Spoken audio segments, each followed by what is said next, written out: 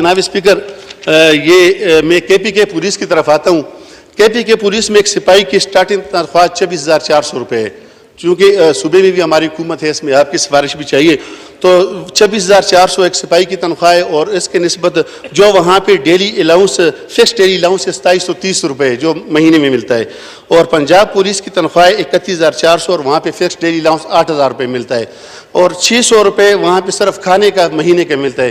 जनाब स्पीकर, का सुबह का खाना, सुबह का नाश्ता, दोपहर शाम का 90 खाने महीने में होते हैं, तो 90 खाने तकसीमें आप 600 कर दें तो 7 रुपये में वो कौन सा नाश्ता करेगा या कौन सा खाना खाएगा।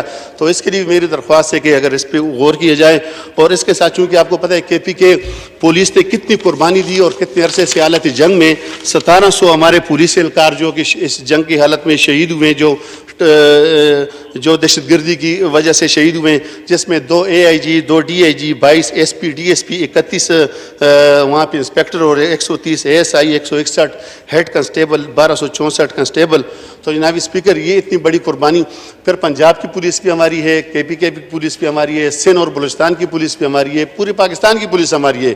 मेरी आपसे दरख्वास्त है कि चूँकि सूबे में हमारी गवर्नमेंट है, उनकी तनख्वाहें पंजाब के बराबर की जाए ताकि ये एहसासी महरूमी, छोटे सूबे में एहसासी महरूमी ना हो।